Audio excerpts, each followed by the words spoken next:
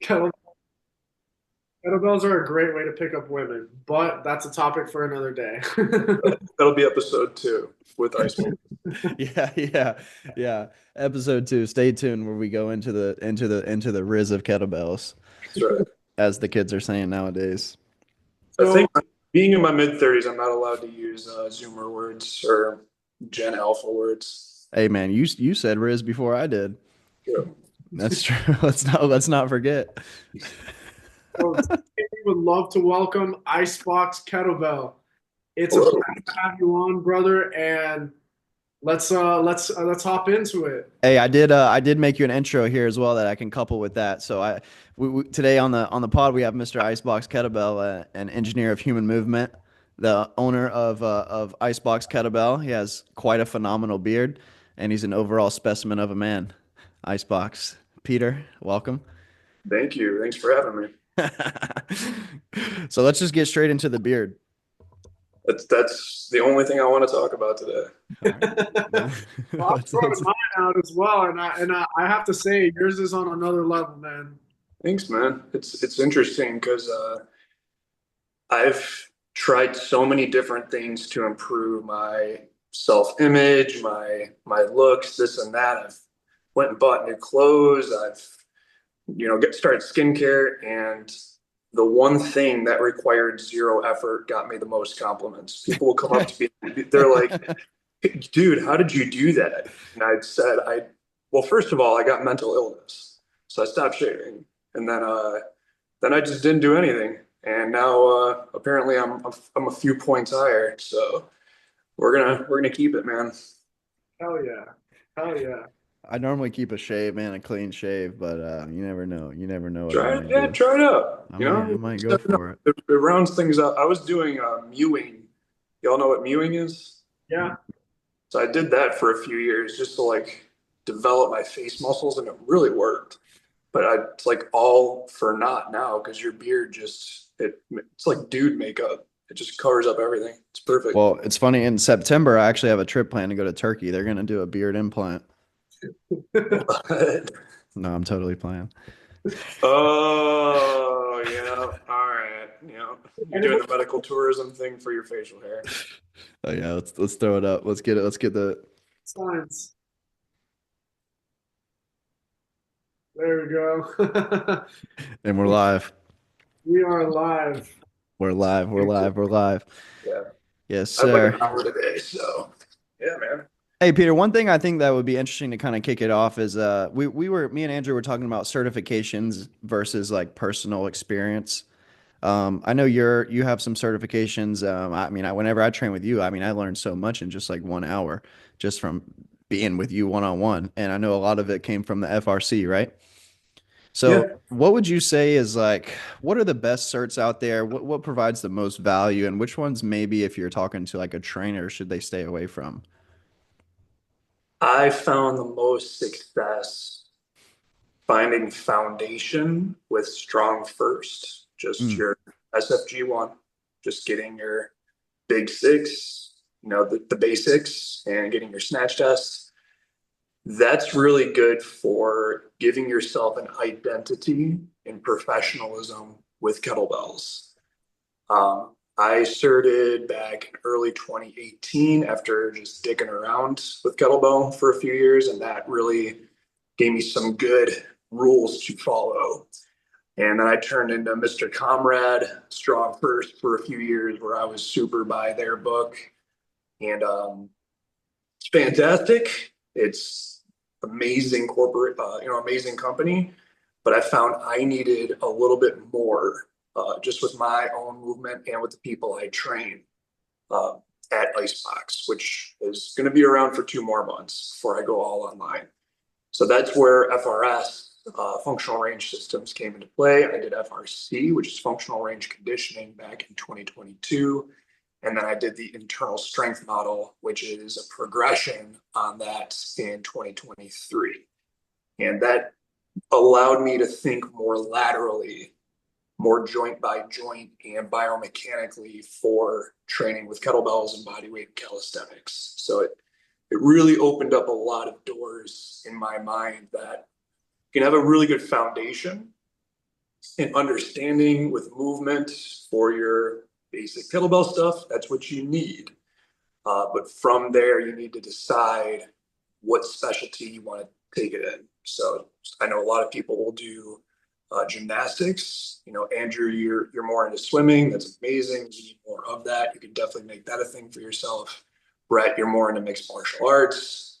I have more of a dance background. I'm a chess player.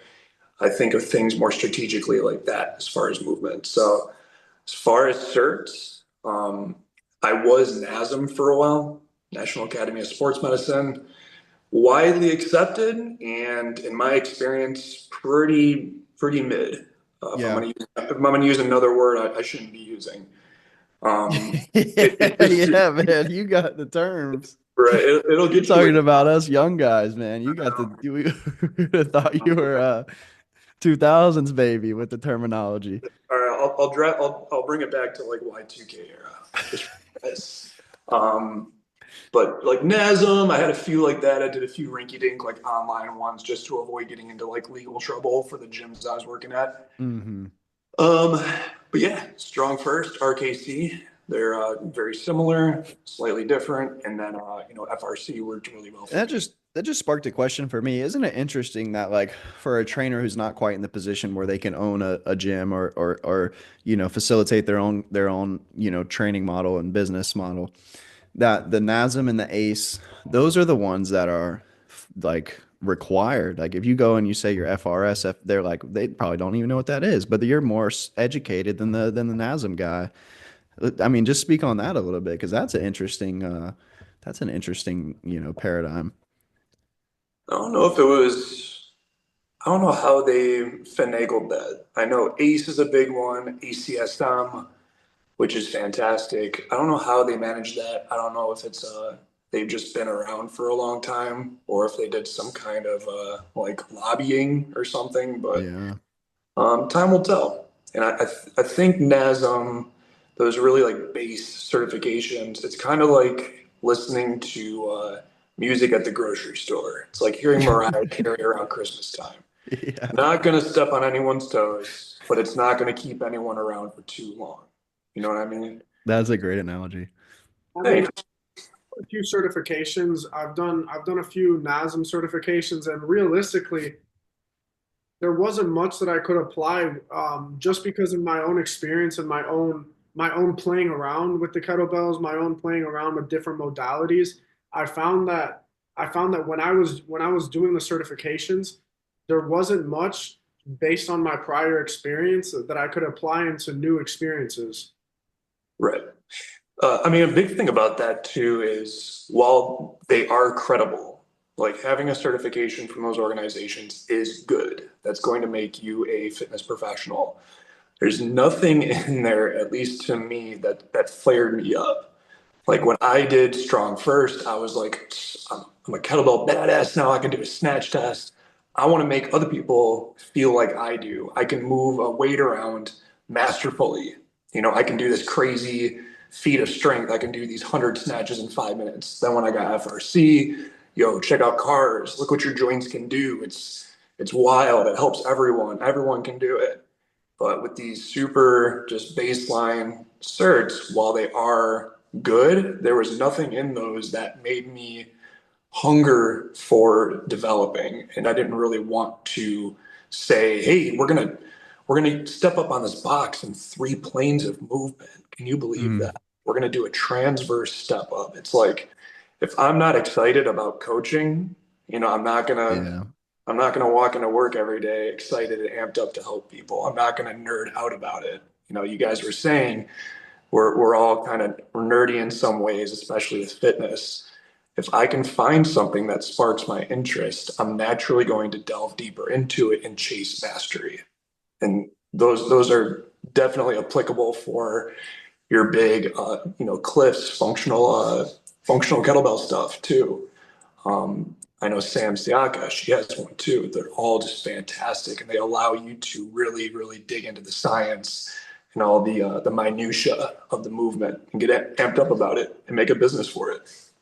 So one thing I want to ask because Brett and I were talking a little bit about this before, but when you and I were interacting at Belfast, I remember we were doing some Turkish get-ups, and both you and Strongman Dan were very interested in the way that I was doing the Turkish get-up. That it wasn't like in the correct way. It wasn't the optimal way, but it was just my interpretation of the movement is just get it up, you know? It's just get it up. It doesn't matter if there's a technique to it. It's how can I do this with my body being safe.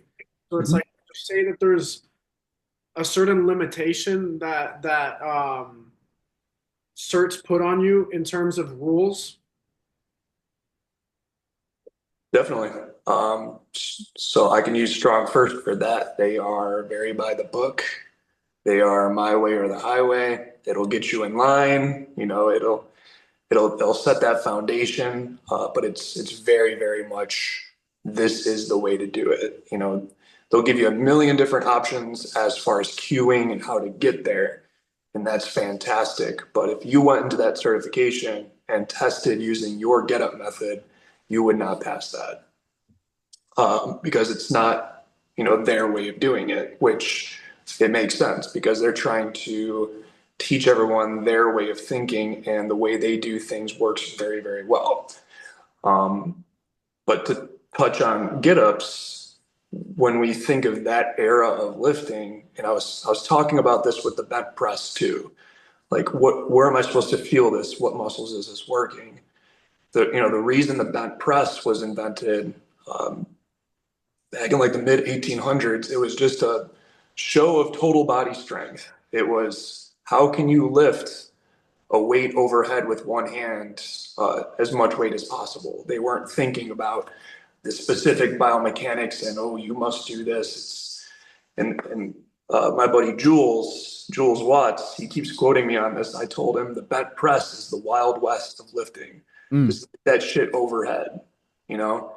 And the get up, it's pretty similar. If you watch anyone from like a Slavic country, on Instagram or whatever, a lot of them do. It looks pretty weird, but they lift insane amounts of weight. But it looks nothing like the way most people do get ups. It's just how much weight can you get from laying on your back to overhead? Go. And they do it whatever way makes most sense for them. So when you showed me that, Andrew, at Belfast, I didn't say that's wrong. I said that's interesting. Show me that again. Because there's no big, the kettlebell police aren't gonna show up at your door if you do something out of order, or if you do a 90-90, stand up from a 90-90 and do a step over like that.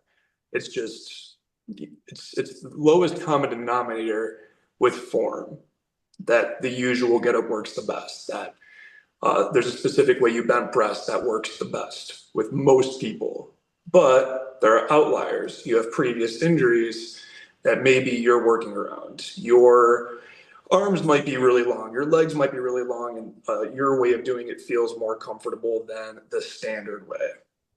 Those things are just interesting to me.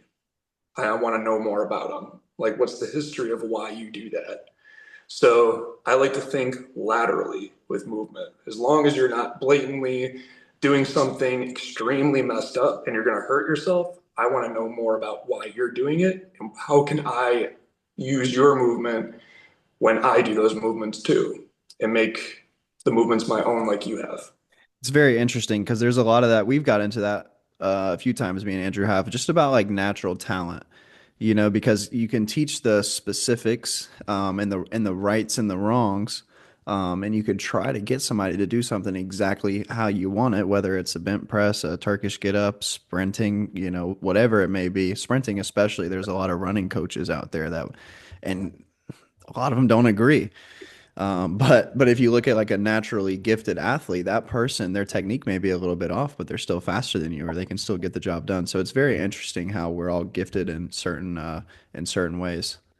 Sure. And that kind of goes back to these certification companies, or these big organizations will teach everyone this baseline way, but you play around with it and see what works best for you.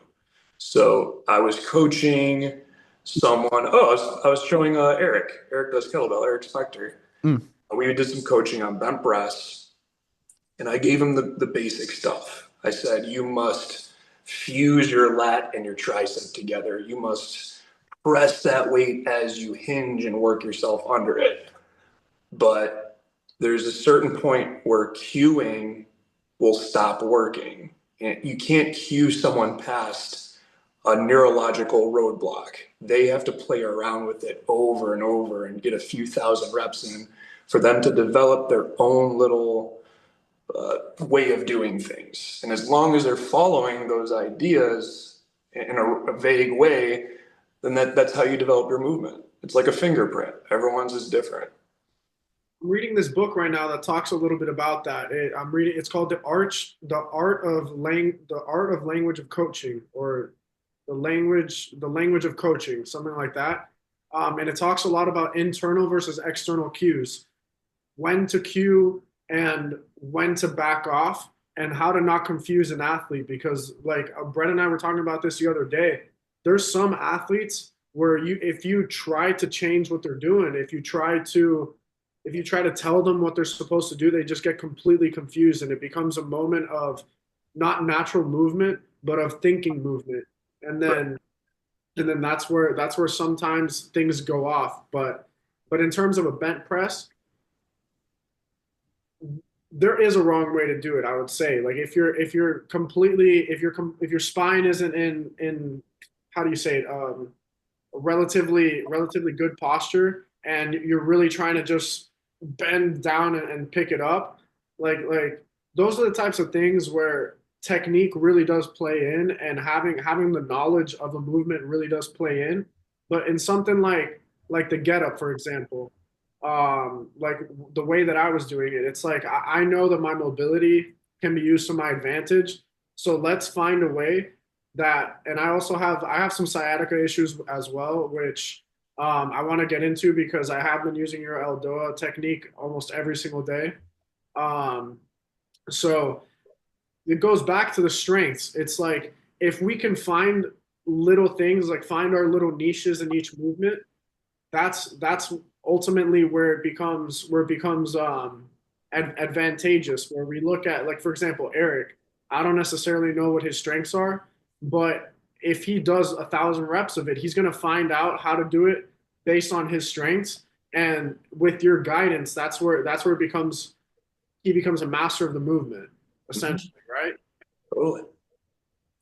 Yeah. Yeah, that's really it. I mean, think of like going back to giving an athlete too many cues and completely derailing them.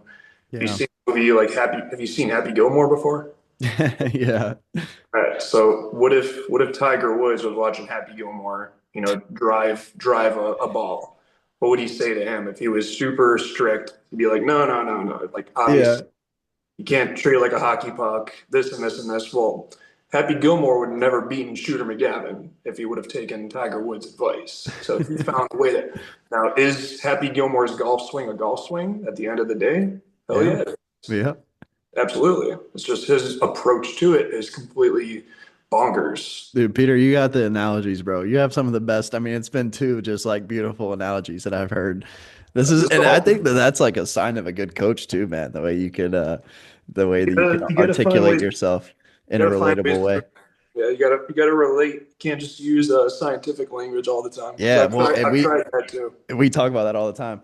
Hey, well, I think it would be a good transition too, because Andrew, you brought up the Eldoas, and so I've been reading about this as well. And my basic understanding is I'm not certified in any of this. By the way, what certification teaches that? Because is it in the functional range that they go Nope. deep into it?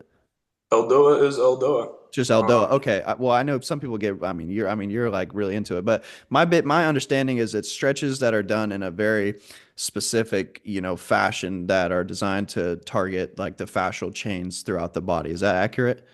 yeah, So I'm my not a, question is, and I'm sorry, did I cut you off? no, I'm not certified in Eldoa. I've just done I it don't so think that's much. probably even a thing, is it? It is, but it's Oh, hard okay. to find a certification. But go Got it. off. No, so my question is, how can someone determine? I have a few questions, but how can someone determine that they need to train the fascia? And like, are you always training fascia? How do you actually train fascia? Like, is there only one way? What's the purpose of it? How can someone, determine that they need to train fascia? And how do you do it? Are you talking about Eldoa? Yeah. So let's give a little bit of a breakdown for anyone listening that might not know what Eldoa is. Right. So Eldoa is a French acronym, which I'm not going to try to butcher, but it's longitudinal orthoarticular decoaptive stretching. So in non-nerd language, it's us creating more space between your vertebrae. So we're positioning your body under tension in certain ways that kind of uses your musculature to just kind of gradually pull things apart. And the way I pitch it to people is your whole life is a fight against gravity. You know, we're bipedal animals, we're upright, and gravity is always compressing our spines. As humans, that's unique to us. You know, if you're a quadrupedal animal, you don't got to worry about that much spine stuff unless you get into a fight with another animal or get hit by a car. But when you're upright, you know, we're fighting this compression all the time. So we can decompress gradually under tension. And after a few months, you're going to start to feel the benefits. I have reversed most of my idiopathic scoliosis by using these techniques. So that said, I think the majority of people would benefit from this decoaptive stretching stuff because it's given me my, not just my lifting back, but it's given me my life back. Because my sciatica was so bad, I was bedridden. Not a lot of people know that about me. In the summer of 2023, I was immobilized with sciatic pain, and I was considering getting surgery.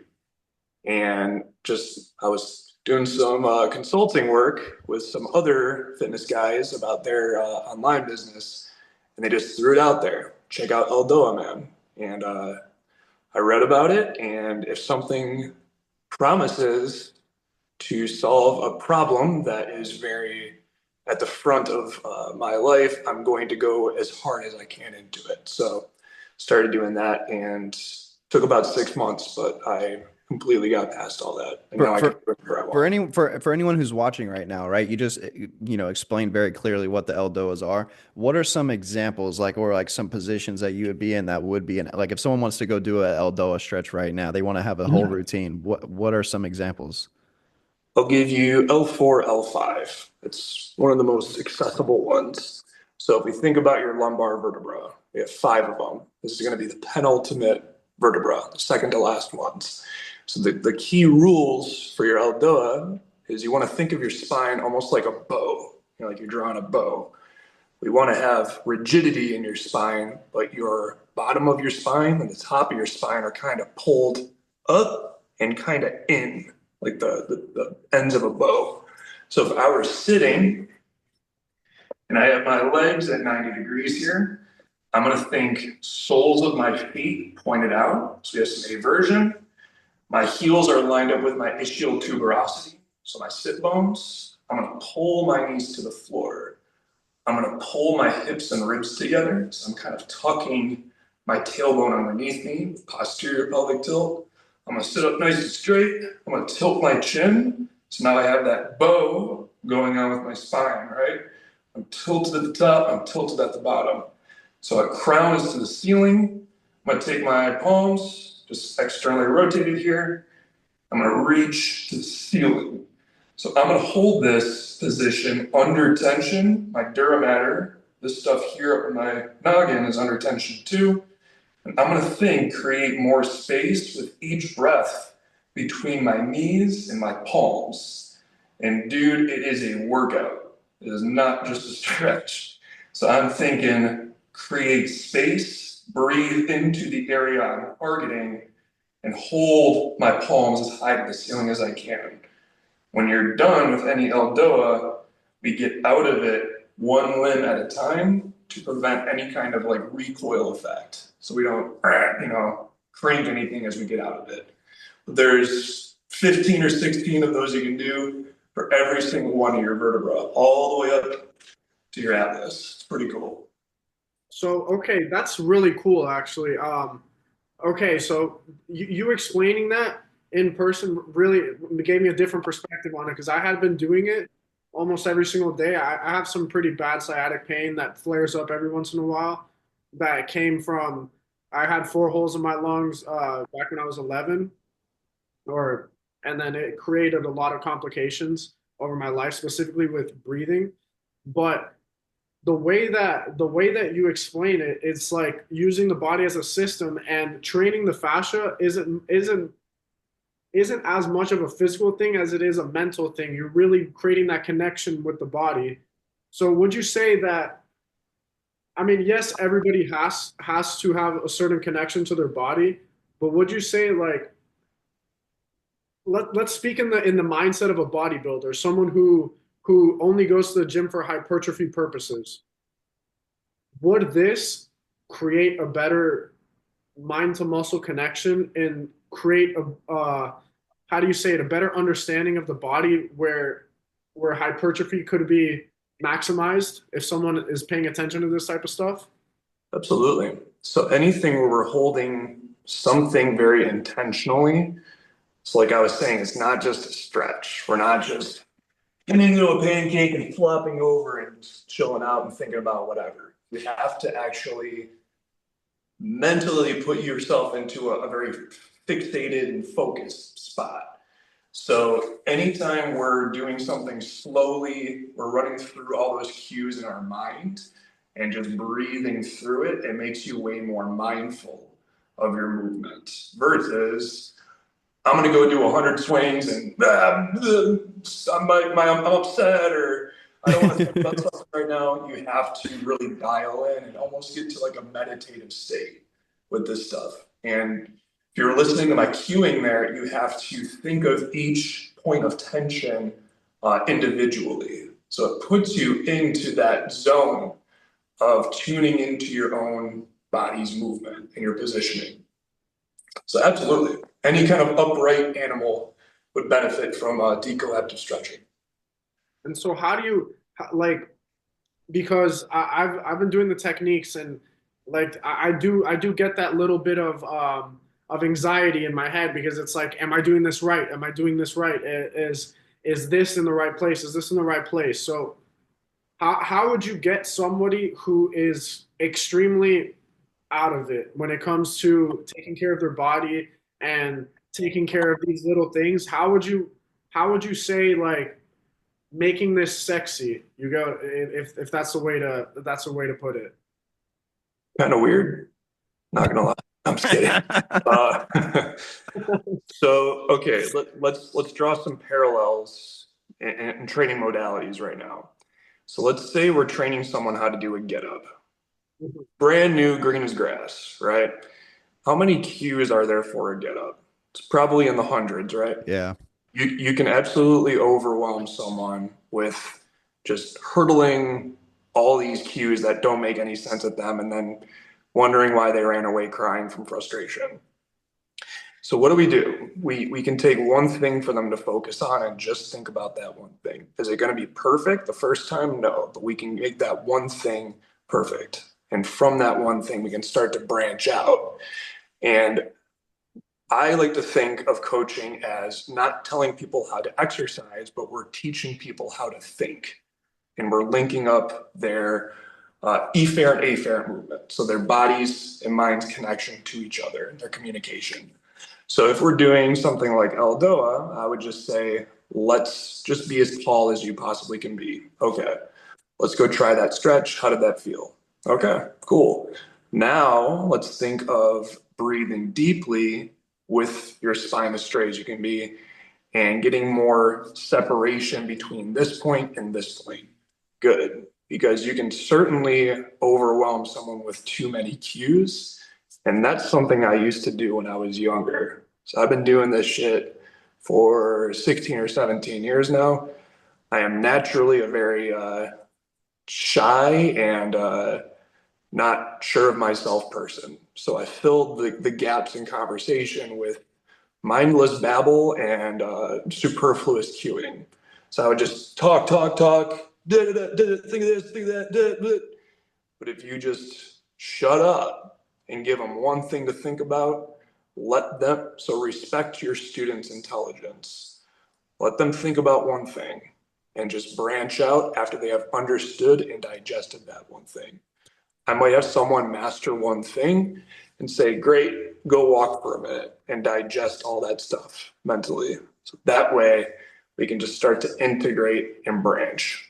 While we're on stretching, is there a do you have a system that you would follow when it comes to incorporating the different types of stretching?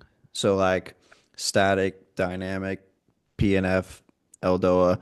Is there one that is more suitable for a certain person based off of their needs? Do you incorporate everything? How do you go about utilizing the different types of stretching that's out there?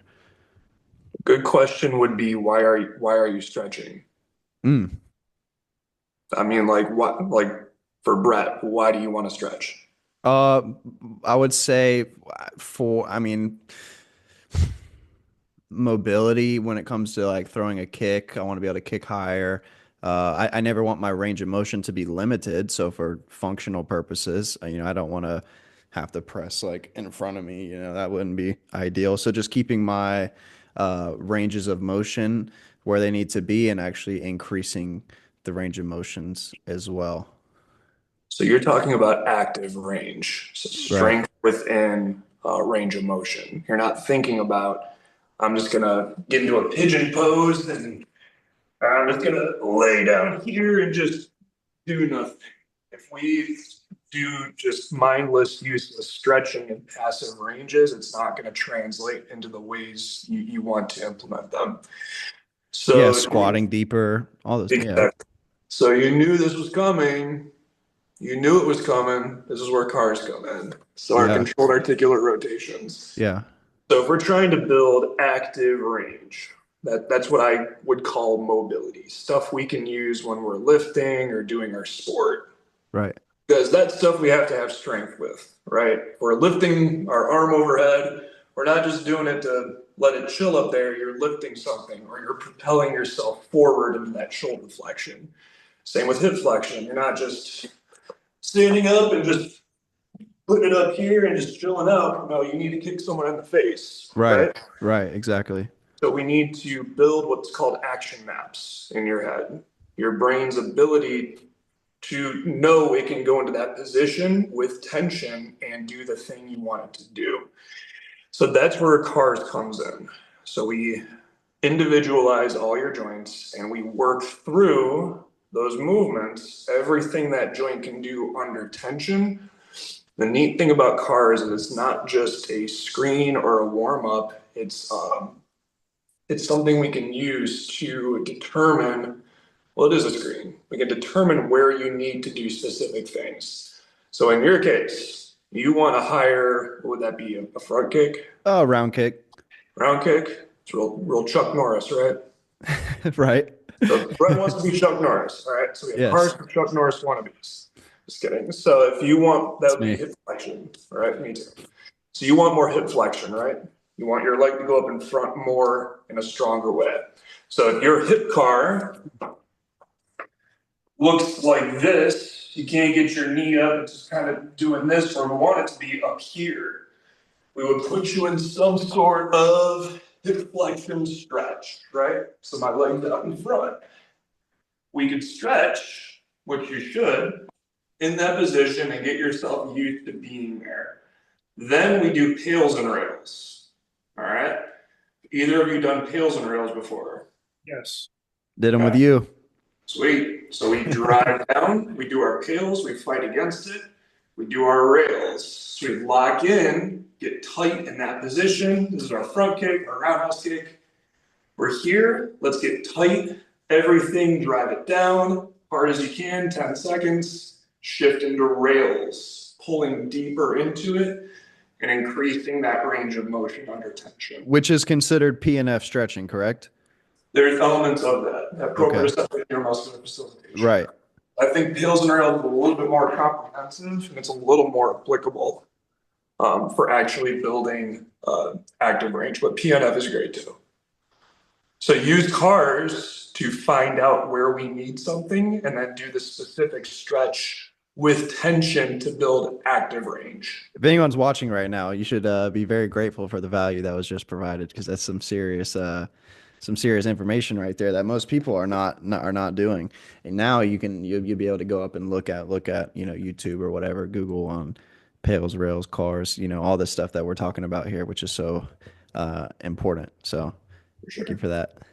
And one thing I really liked is the way you were able to break it down as a car being the screen. So it's like we look at what's going on, and for example, in the shoulder car, we go up and then we go around, and it's like if the shoulder's raising up too high, we understand that there's a possible misalignment going on between your collarbone and your ability to feel the scapula. So it's like going into the next step and going into using it not only as a mobility or work warm up, but as a kind of a guideline towards what you need to be doing for the next step. So that's Sure.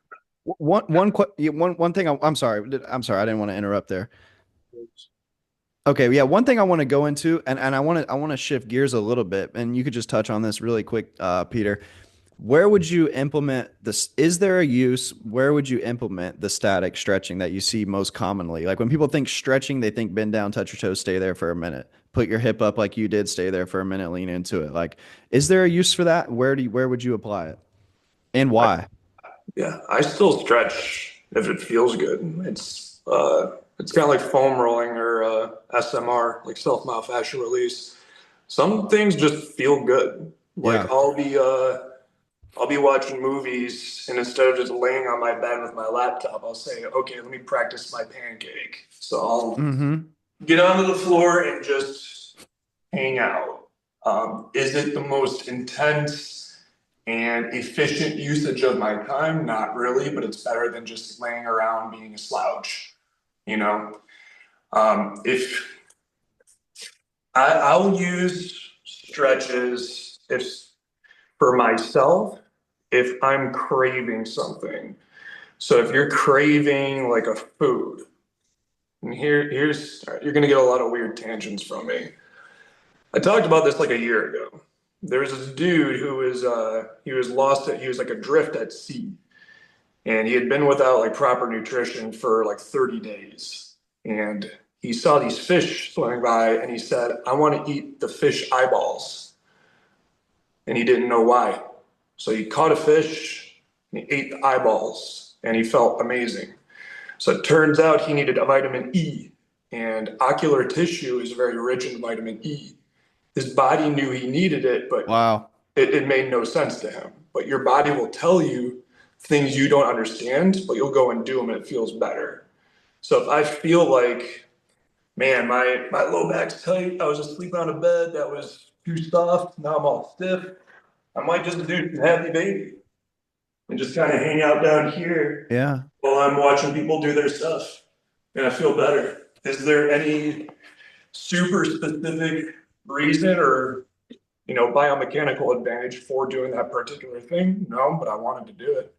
So not everything has to be, well, we have to increase the range of motion in this particular modality. And you can just stretch because it feels good. You can foam roll because it feels good. Go get a massage because it feels good. Yeah. Wow. So That's some good stuff. Hey, I want to shift gears a little bit. So when we're listening to you talk, clearly you're a leader in this field. Like I don't know anyone else at least that I know that is I mean, man, you could have your own certification, which by the way, I mean, I think that might be a good idea in the near future. You could have people coming to learn from you. And they get Icebox certified. But okay. clearly you have taken it to a level where you're at the top of the game. You're a leader in your field, and you're leading by example. You're setting the tone for your niche and what a lot of people are lacking. I would say. I mean, I mean, of course, you know people because you've learned from people, but I would say you're at the top of your field when it comes to the things that you're teaching. So what are some qualities of a great leader? Oh, that's a great question. Man, I think I suggested that one. No, qualities of a great leader. I think of I think of the people who have led me the most effectively in my life. They were the includers, not the excluders. So, like, I grew up a very nerdy and unathletic dork who couldn't do anything. But, like, I'll take my brother-in-law, who taught me a lot about masculinity, and he taught me about being a man, how to stand your ground, tell people no, do your shit. He, I didn't fit into their group, who he was hanging out with, but he said, "Pete, come along with us, man." Like, I knew I was a dorky, nerdy, frail, sick little boy, but he made me feel like I was one of them. So, like, when people come into Icebox, or I see someone at Belfast or whatever, and they're super new, or maybe they're a little bit older and they don't feel like they should be there, I say, "Yo, let's do something. Let me help you with that. You belong here." And I'll call people athletes. I'm like, you are now an athlete. You can swing a kettlebell. Hell yeah, you're an athlete. And they look at me like confused because they don't consider themselves to be that. And I say, why would you question me? This is my profession. You are an athlete. You belong here. Hmm. So people who can, men or whoever, leaders who can say, I don't care what the social construct is, you belong with us. That will motivate someone to excel and get better and stronger, better than anyone who says, well, you need these qualifications, or you don't look like us, or you don't speak our language, or you don't think like us. People who can find the commonalities between people and bring them into their fold, those are the best leaders. People with compassion. There should be kindness in leadership. Is this something that you've had to work on throughout the Yes. years? Um, so I back when I was like younger, I was kind of a punk in my 20s. I got into a lot of trouble. I didn't really know who I was. I didn't have the best lifestyle choices, and I was very cliquey. I chose certain people to work with. Maybe I wanted to work with the prettiest girls, or the strongest dudes, or who I wanted to be associated with, and that didn't do anything good for me, because I was only associating with that narrow slice. That's not what humanity is. Humanity is so many different types of people and shapes and backgrounds. And the more I let go of basically that insecurity of wanting to be associated with a certain type of person, that's when I started to get a better sense of identity as a leader. Um, so yeah, it really came down to not knowing what masculinity was for me. I thought being a man and being a leader and being a good businessman meant being a dick to everyone and having narcissistic qualities and not having any kind of softness or kindness, where you absolutely should. Those are my favorite kinds of leaders, ones who Yeah. can have that give to them while Yeah. still being on their shit. Yeah, I mean, it's funny. Like just yesterday, I was building my new squat rack. I got a squat rack, new squat rack, and we were assembling it. And we're almost done, right? And I'm over there playing with it, making sure it's in the right position for the gym to be the most, get the most value out of it. Make sure it's positioned right so we can utilize the space well. Make sure the arms are swinging right. I put the lever arms on there. Make sure everything is locked in good. And then the person who is helping me build it is the owner of the gym, and he is like making sure all the bolts are fastened and making sure everything is safe to use. And so it's funny that I was focused on the functionality, he was focused on the safety component. But that just goes into what you were talking about. If you're only surrounding yourself with people like you're missing out on so much value that other person who you may not want to associate with yourself for selfish reasons or really just arrogant reasons, you're missing out on that value that person can provide, because everyone can provide a significant amount of value to your life. Totally. You know what? Absolutely. Something I'm noticing a lot is the confidence in which you speak, and it's not you don't speak in an absolutist format. Like you don't speak as if I'm correct. but you speak so confident that it leads it leads you to believe that you're saying the truth. Do you get does that make sense? Yeah, well, it wasn't always that way, man. Thank you. I appreciate that. It's Um, awesome to see it though. It's really awesome to see it and to be able to hear it, and it feels I feel like a sort of genuineness. Not a sort of. It's a very genuine approach, but with the confidence in which you speak, it really shows that you're not trying to convince anybody. You're just telling your side of the story, and it creates a connection. Why do you think thank that is, Peter? Why do you think like today's men are not, maybe there's like a lot of insecurity behind it, but what is it? Like what is it that is the difference between you who is able to convey their message clearly and confidently versus maybe today's men who we see are very insecure, or they stick to themselves and they're not really putting themselves out there. They don't want to talk to women. You know, not that I want you to go into talking about women, but you see where I'm going with this. Like, what is the difference between today's men coming up versus someone like yourself who's built themselves up to that point where you can convey your message confidently and believe in yourself? I have developed empathy because I've lived through experiences I never thought would happen to me.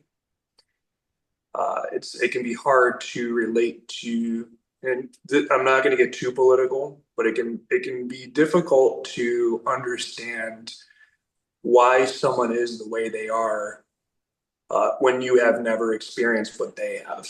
You know, Hmm. I've always thought that people don't just make up stuff. They don't say things just to say them. It's because they experience something a certain way, and that shaped who they are. In my 20s, I was like into the whole like red pill thing. I was into the whole like, pickup artist stuff. And it's super cringe, like thinking back to it, because I thought you could engineer yourself to like be some suave communicator by saying the right things. And you're just pigeonholing yourself into weirdness by doing that. So today, there's going to be a little bit of Tom that comes out of me here because I think everyone needs like a little Tom inside their head saying, "Don't be a little bitch, keep going harder." People get stuck in little echo chambers. They get stuck on their phones. They get stuck in certain lines of thought, and they bind themselves to other people who just say the same things as them without ever branching out or experimenting. And that makes people pissed off. And when people are pissed off, I mean, uh, you see endless vitriol online in the comment sections of any popular Instagram post, and people are just nasty, man. So the more hurt people feel, the more hurt men feel, the more our walls come up and defensive we get, and the less tolerant we are to our fellow human. And I've caught myself many times in the past when I was younger falling into that and just getting more frustrated, getting more extreme with my beliefs. And honestly, things like just going to events where there are people that are not like you and learning more about them. Or I went to South America last year, going to Peru and seeing people with a vastly different background and socioeconomic position than I have completely reshaped my perception of the world. So I think as our society gets more sucked into our phones and more pissed off and more screen time, which is what I think the hands pulling the puppet strings want. The more that this anger and this lack of masculinity is going to pervade. But I think by us being more empathetic and uh, being more tolerant to a certain extent and being more open and kind, that in itself is an act of rebellion against people that want you to be pissed off and divided and spend time looking at your phone and clicking on ads and sending in your data. So Peter, what's the advice that you would give to someone who they deep down they believe in themselves and they want to take that next step, but maybe they are just they're on social media. They feel the pressure that they want to conform to, society or maybe like the people that they look up to, and they're like, well, I can't do what he's doing, so I'm scared to take my own step. But in reality, if you do what he's doing, you're just promoting him. Like you're not being yourself. How can you stand out from the difference? So maybe there's that person that deep down they have that confidence, but at the top they don't have that confidence. They don't believe in themselves. They're not able to put themselves out there in the way that they want to, or they can't sell the program, or maybe it's not fitness, but they can't take that step in business or in life that they know they're capable of, but they just can't quite seem to make it happen due to pressures that they feel. What's your advice to that person? Get off your phone. Basically, it's first of all, when you watch anything on social media, this is me included, you're only seeing the tip top 0.1% prime time highlight reel of someone's life, and it's not reflective of that person at all. Because we're Right. all just people, man. Like we're all pretty similar. We all have our faults and our downfalls and all that. Someone has the drive and the desire to become great. You just have to just start, take the babyest little step and just keep taking the baby steps every single day. Because if you were to I mean, shit, Brett, like you saw me like a year ago. Even back then, I was like a lot different than I am now, man. Yeah. And like Pete back then and Pete now, that's just 360 something little baby step days of just trying to be a better human.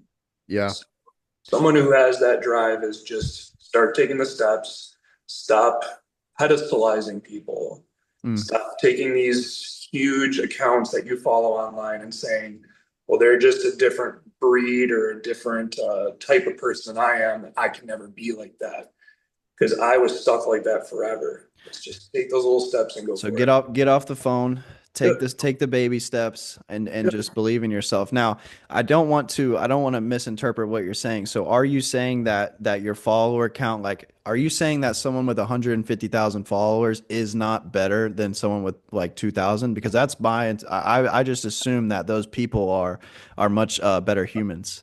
And I'm being Yeah, sarcastic, by the way. that's very true.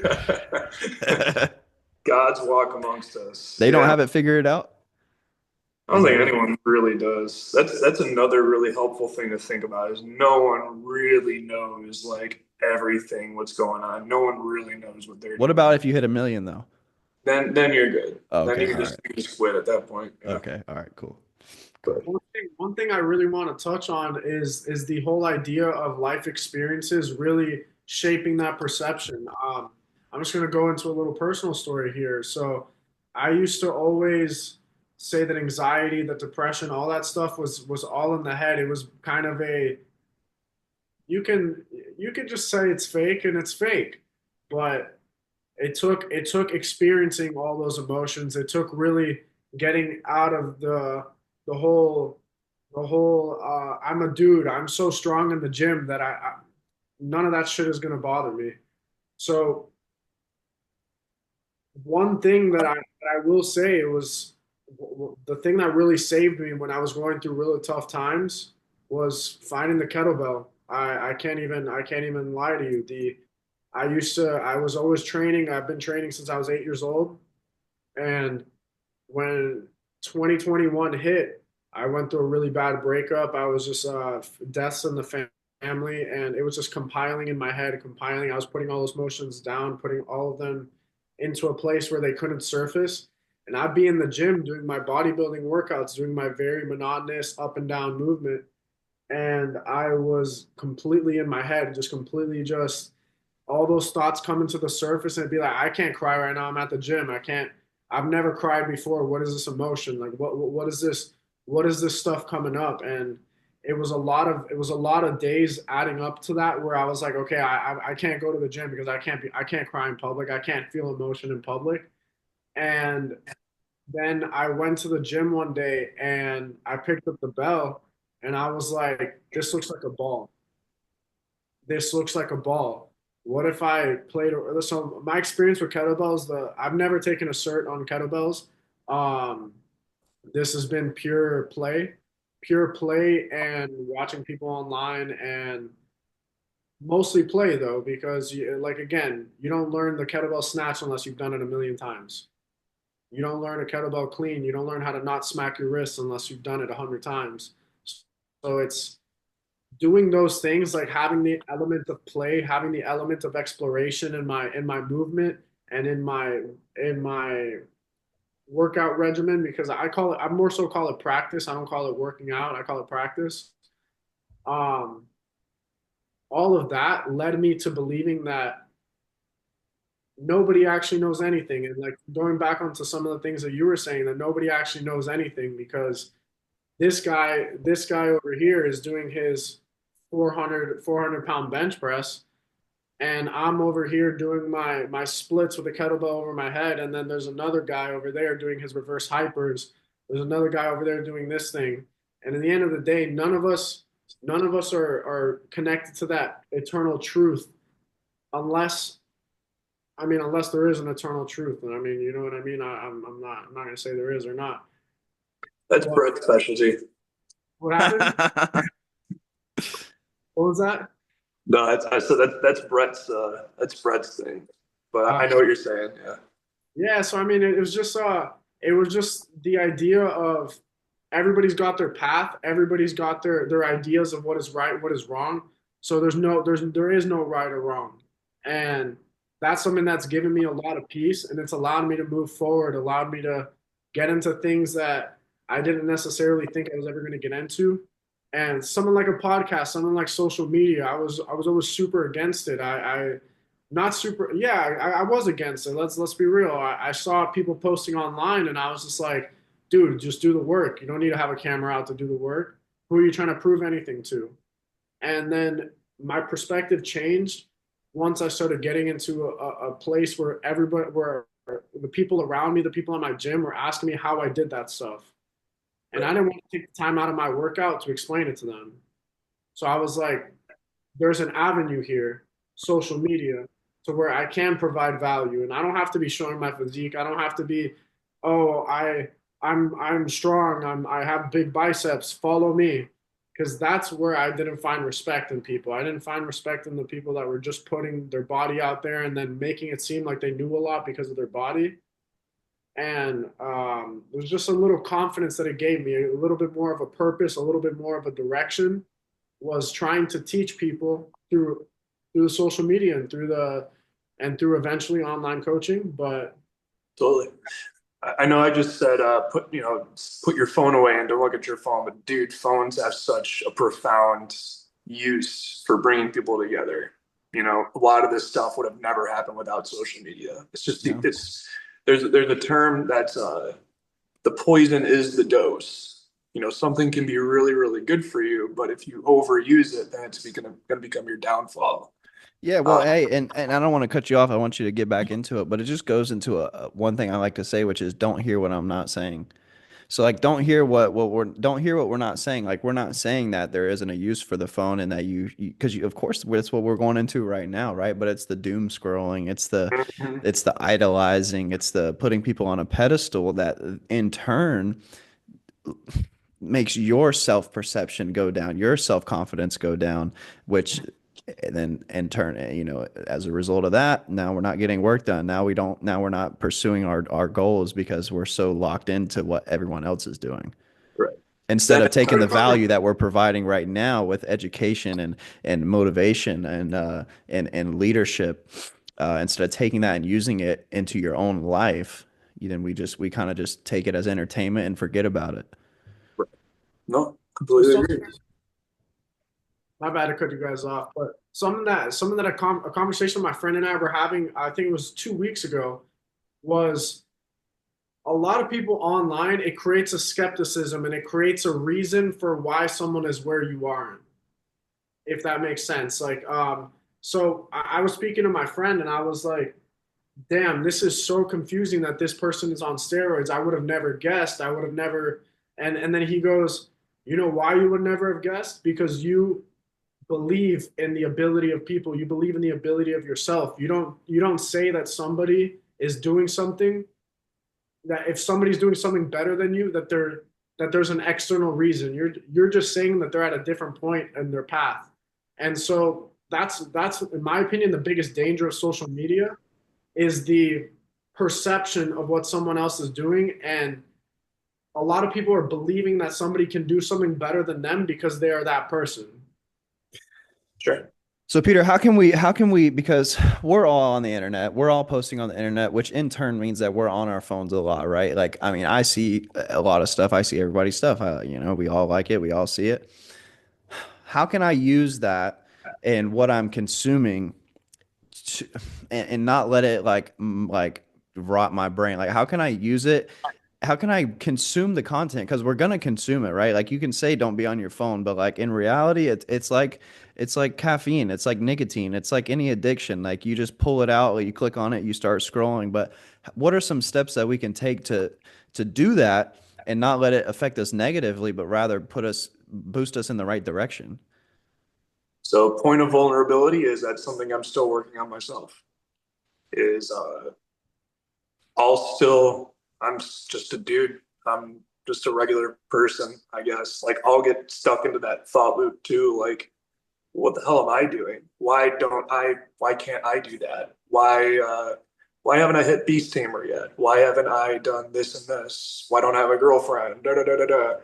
And I'll still get stuck on those negative thought loops just from interpreting something the wrong way. And right now that's manifesting as business. Why is this not happening the way I want it to? It's still something I'm figuring out.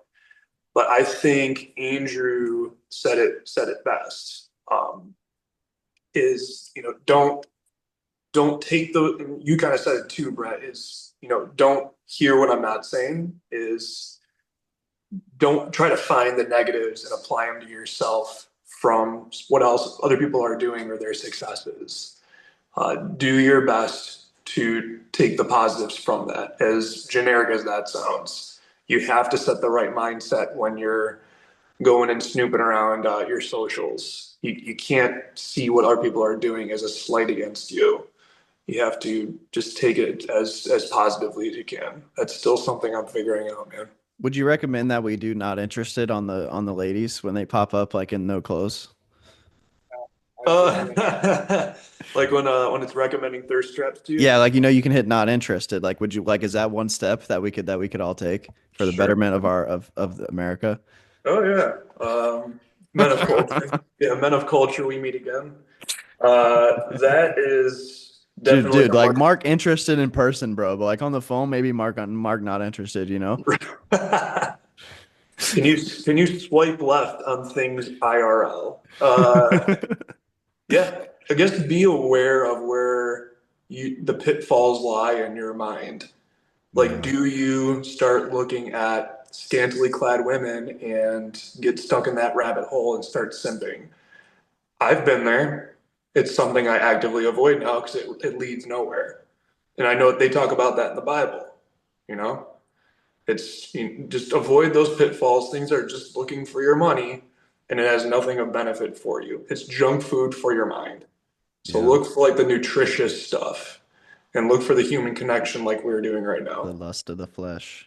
Well, something I'm really gathering from everything you're saying is the more aware you are of you and the more able you are to articulate what's going on in your head, the better you're going to be at working out, the better you're going to be at finding like whether your body needs the cars, whether your body needs the stretching. Like what are some steps that you took to learning yourself a little bit better? And just go into a little bit of that because I'm really interested. Find out who you are mentally and physically and what you want. What are the tools you need to acquire the end goal that you want? You have to really know yourself when you approach anything like this because you'll get pulled in so many different directions. Like when I was younger, I wanted to like The great Ronnie Coleman once said, "Is everyone wants to be a bodybuilder, but ain't no one want to lift these heavy ass weights." I wanted to be a bodybuilder for so long, so I started working on machines, and then I wanted to get back into dance. So I started doing dance, and then when I found kettlebells, I wanted to be a kettlebeller, and then there's a million different branches in kettlebell. You can go sport, you can go crazy ass huge bells like you do, you can do the crazy bendy contortionist stuff that we do, Brett.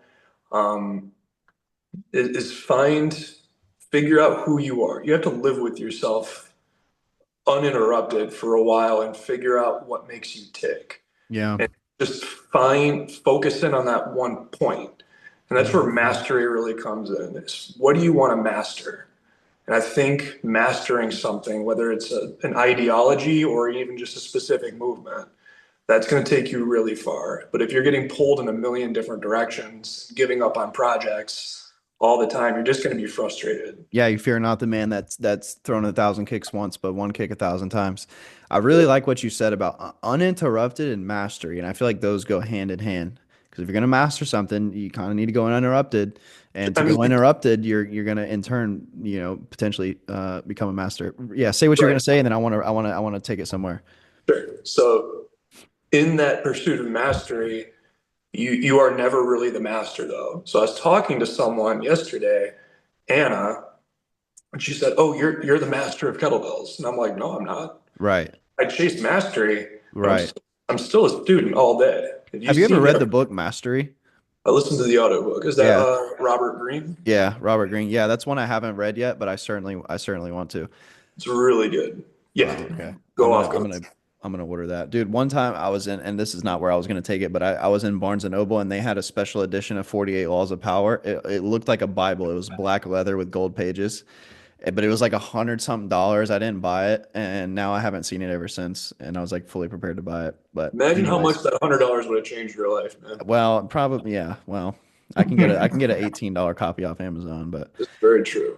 I anyways. got I got 10 more minutes, by the way. Yeah, yeah, yeah. So exactly, and I figured. So I wanted to wrap here. I wanted to a couple of things we could touch on, and we could touch on them quick. I'm very interested with. Okay, I'll just lay them all out. Right. So with you, we have chess, dancing, and guitar. Mhm. And so I want to get into all three of those really quick. I think we should start with the chess since that was probably the longest. You said that you did that as a child. I recently got into chess, and I really enjoy it. I love playing it. It does require a lot of time, so I'm not able to do it quite often. But if we were like ever together and we were just like free hanging out and chess was a thing, like I'd be 100% down to play chess. Speak Okay. on your experience with chess and how did that come about as a child?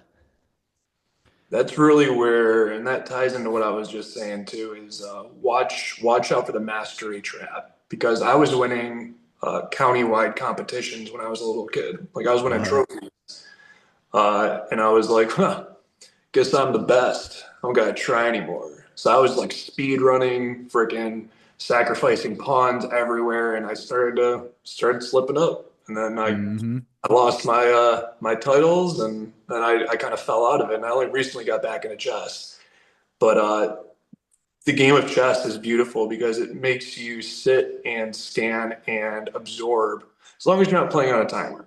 But Hmm. if you have time to sit and look at the board and try to get 3 or 4 moves ahead of your opponent, it teaches you how to think strategically. And you can apply that strategic thinking to pretty much any avenue. You Hmm. could apply that to building a kettlebell complex. You can apply that to designing a seminar. I'm doing a 2-hour seminar at Belfast, Denver, by the way. Shameless plug. Um, but Yeah, just buddy.